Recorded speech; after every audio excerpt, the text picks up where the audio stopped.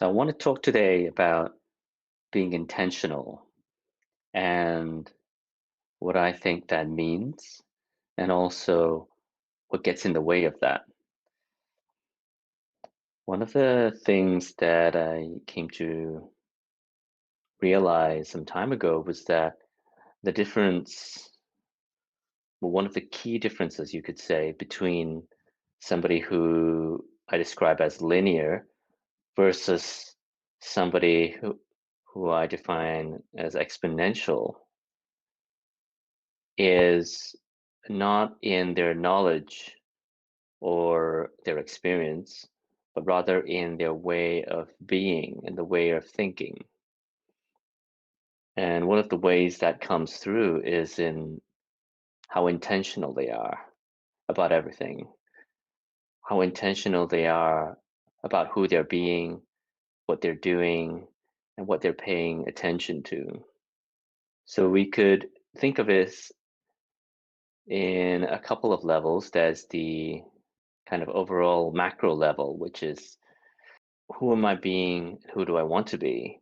What's the vision that I have in terms of the difference I want to make? And for me right now, my vision is about awakening people to their true potential and helping them to create full, authentic lives.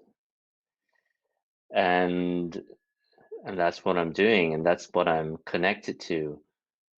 And by knowing what's important for me, I can be intentional about how I spend my energy and my time.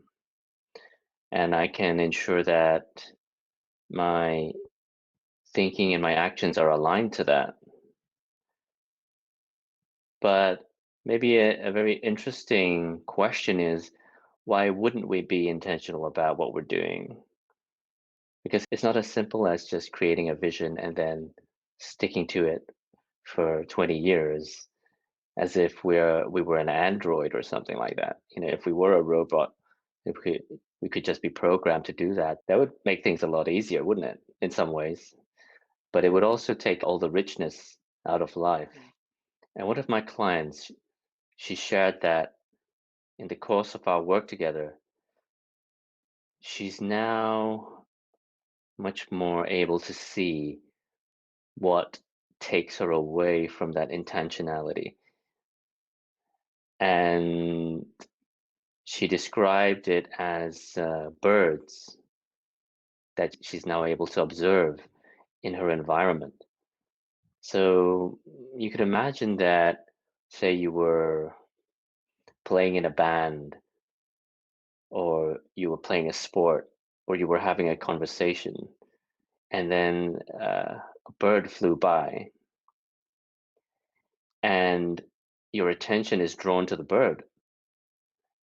So you might either be looking at the bird and then splitting your attention, or you might be actually trying to catch the bird or trying to shoo the bird out in some way. And so you're now taken away from what you actually want to do, the priority for you. And sometimes there's so many birds that you're not even sure what you want to do anymore. And so I think what's beautiful about the the clarity and the ability to see those birds is that now puts control back in my client's hands, where she gets to decide if now's the time when she wants to actually pay attention to one of those birds, or whether now is actually the time to focus on making music, or listening to the person in front of her, or focusing on creating something. So that control can only be there when you have that ability to see what's really going on, to see what's actually pulling you away from what you want. So those are the two pieces that I wanted to talk about. One, deciding what you want. deciding why you want it and aligning who you are with that. So that is the whole piece around intentionality.